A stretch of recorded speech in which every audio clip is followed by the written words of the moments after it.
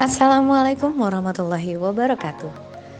Sahabat seiman dan seislam Atsofi dimanapun kalian berada, tahukah kalian bahwa Allah Subhanahu wa Ta'ala telah menetapkan beberapa anjuran dasar kepada para nabi dan memerintahkan kita untuk mengikuti mereka.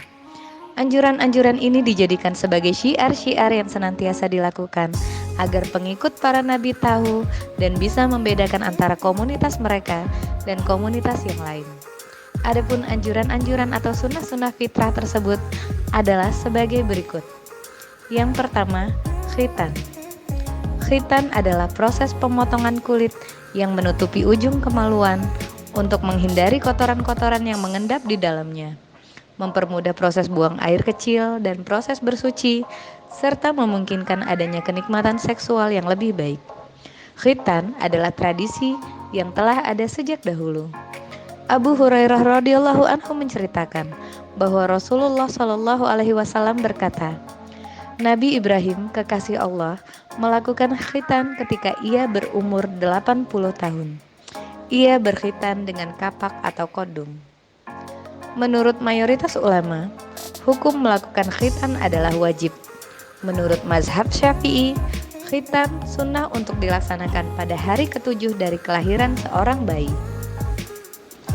Sunnah fitrah yang kedua yaitu mencukur bulu kemaluan, dan sunnah fitrah yang ketiga mencukur bulu ketiak. Baik mencukur bulu kemaluan ataupun bulu ketiak juga bisa dilakukan dengan cara mencukur bulu dengan tipis, mencabut, atau bahkan menggundulinya. Yang keempat adalah memotong kuku. Abu Hurairah radhiyallahu anhu menceritakan bahwa Rasulullah Shallallahu alaihi wasallam berkata, ada 5 hal yang merupakan fitrah, yaitu mencukur bulu kemaluan, khitan, mencukur kumis, mencabut bulu ketiak, dan memotong kuku. Hadis riwayat Bukhari. Yang kelima adalah mencukur kumis. Ibnu Umar radhiyallahu anhu menceritakan bahwa Rasulullah Shallallahu alaihi wasallam berkata, "Berbedalah dengan orang-orang musyrik. Biarkanlah janggut dan cukurlah kumis." Hadis riwayat Bukhari. Maksud dari anjuran pemotongan kumis adalah supaya kumis tidak menyentuh makanan atau minuman dan tidak mengundang kotoran. Zaid bin Arqam radhiyallahu anhu menceritakan bahwa Rasulullah Shallallahu alaihi wasallam berkata, "Barang siapa yang tidak mencukur kumisnya, maka ia bukanlah termasuk golongan kami." Hadis riwayat An-Nasai.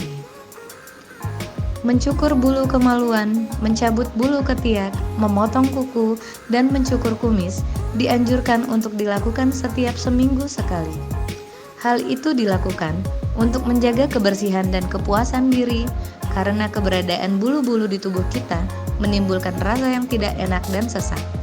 Namun, ada dispensasi waktu untuk tidak melakukan hal tersebut hingga 40 hari. Anas radhiyallahu anhu menceritakan, Rasulullah Shallallahu alaihi wasallam memberikan batas waktu kepada kami untuk mencukur kumis, memotong kuku, mencabut bulu ketiak, dan mencabut bulu kemaluan, yaitu agar tidak lebih dari 40 malam. Hadis riwayat Muslim. Yang keenam adalah memanjangkan janggut dan membiarkannya tumbuh dengan lebat. Sunnah ini dilakukan supaya terlihat sebagai salah satu tanda ketawaduan dan ketenangan jiwa. Janganlah janggut dicukur hingga pendek atau dibiarkan hingga aut-autan, melainkan dianjurkan untuk dipelihara secara sedang-sedang saja. Hal itu karena dalam segala hal kita dianjurkan untuk bersikap sedang-sedang saja atau at-tawassut.